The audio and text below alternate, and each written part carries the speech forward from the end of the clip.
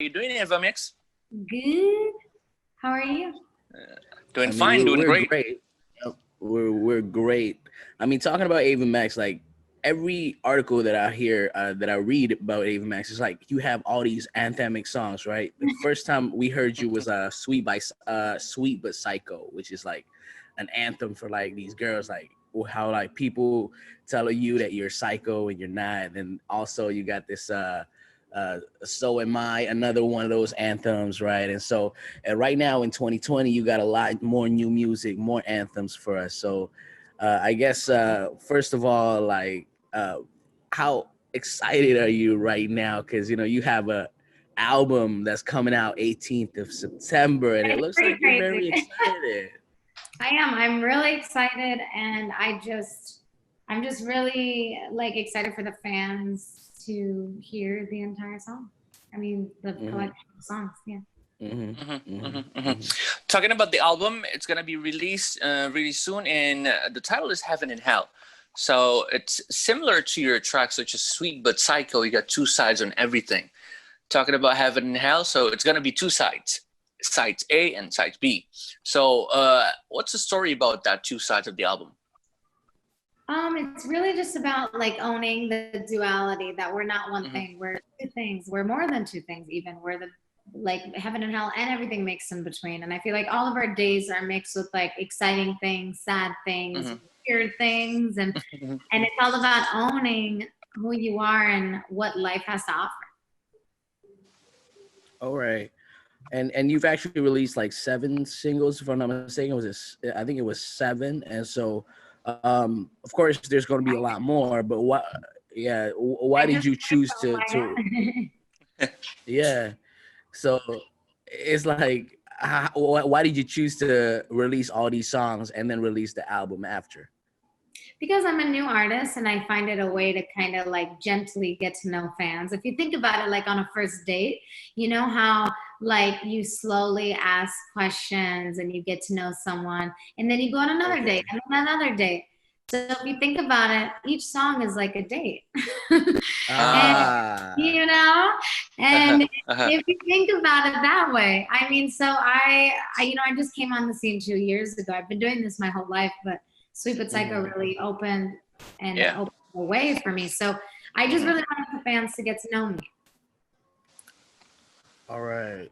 How about like with your message, right? With your music as well. I said in the beginning, it's like you had these anthemic songs for women or these girls. It's like, is that really what you're trying to do, or did that just come out naturally? It's weird. It kind of came out naturally. Like it's not like I'm in the studio making sure everything is, a feminist track. But I guess for my thing is, I am a feminist, and I'm in love with like female empowerment. I'm in love with the female body and female soul, and so I think we have a long way to go to get equality. So talking about equality is super important. And talking about like helping our youth and our young like female adults that are coming into this world and want to achieve something. I think someone who maybe doesn't have a strong role model, like a mom or an aunt or grandma, it's good to like I think make anthemic music for people who need it. And not only that, I love making anthemic music.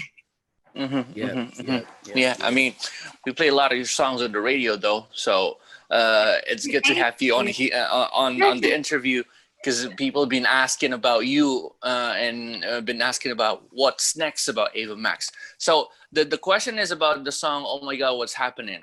So some say it's your favorite song so far from the album. Is that true? Yeah, I love Musafi now. I love Oh My God, but Oh My God really just has this thing. It has like a twang. It makes me feel like disco, but it also makes me feel like Naya twang a little too. Like it has like a twang, right, to the melody. It's like kind of like it's like a mixture of both worlds. Yeah, somehow we felt it like it's like a throwback song, but then again, it's a new song, so it has a great feeling about it. What's the reaction about the fans? Any message from the fans about the empowerment or about the songs or about how excited are they about the album? I'm so excited about the album. Mm-hmm. I really want everyone to hear it. And I want to know what people's favorite songs are. Like, I feel like Belladonna is a track that not a lot of people will Mm-hmm. expect. Mm-hmm. It's very vibey and a little Mm-hmm. cooler on the cooler side. It's not like Mm-hmm. a crazy Yep. long, big anthem, but it has a strong taste to it. So I'm just curious what Mm-hmm. people think. Okay. I think it's gonna be great though. Thank you. So we're going to talk a little bit about the album as well, and you making it. So you said you actually busted out in 2018 with Sweet by Psycho, and right now in 2020 the new album is coming. So how was the process like in these past 2 years? Like, has it been hectic? Has it been like chaotic? Like, what tell us a little bit about that.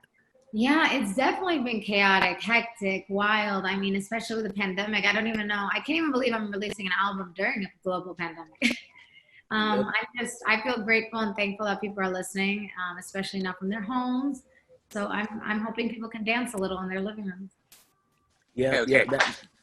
that's another one actually. Yeah, you're actually releasing an album during the pandemic. I mean, but of course, like, are you locked down right now? Like, what's been happening with you, like in the music side and just in your personal side right now? Yeah, I mean, I definitely am not doing much. I'm on Zoom. I'm Yeah, very busy promoting the album, but from Zoom, Uh-huh. and yeah. so yeah. So any virtual stage, any virtual performance you've done lately? Um, I'm going to. I'm scheduling some really exciting things Okay. to do, Okay. but I can't spill. Okay. It's Okay. very So exciting about stuff. so pretty much during the quarantine, during the pandemic, you're on full album mode, right? Hmm. So what's it like making the album and the preparation and all that stuff?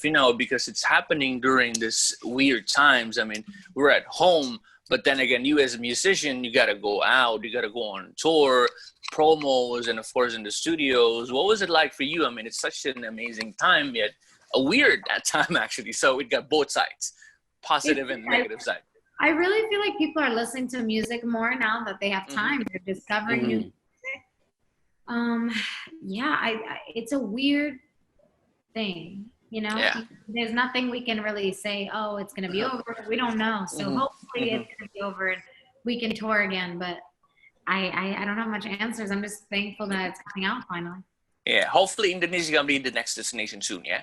I know. Oh my God, I want to come back to Asia. Yeah. yes, definitely. We're actually waiting very much. We, of course, we've been talking about the album and we've been talking about your new music. There's something that intrigues me a little bit. If we can talk about this, is that you're early up and coming. Where like beforehand, you said that you've done music all your life, right? And one of the things that I've read was like early in your life, you actually did singing competitions and like these little like stages. It's like and this actually gets me back to a lot of my friends who are like musicians in Indonesia, which is like this is a good platform for them to actually gain momentum and gain fans. Is these little singing competitions that we had in these malls, where like you have these people actually started crowding around when there was nothing happening. Now, was this the same? Is this the same environment that I just talked about in the way that you did it back in the day? Yeah, they came to the malls, like Radio Disney came to Uh the huh. mall. Uh huh. And then I would like drive to Florida from Virginia with my mom. Uh huh. It was like a contest called Talent Rock, and there was 3,000 kids, and it was pretty crazy. Uh huh. And I got top Wow. 5 with that. The winner actually did backflips. I think that's why she won. Oh wow, that's And crazy. I was just like, I can't do a backflip, so you can take the trophy. Okay. Wow. So it's not because of the singing; it's because of the backflip. Yeah, exactly. Of course, it's about the singing, man. But So yeah, funny.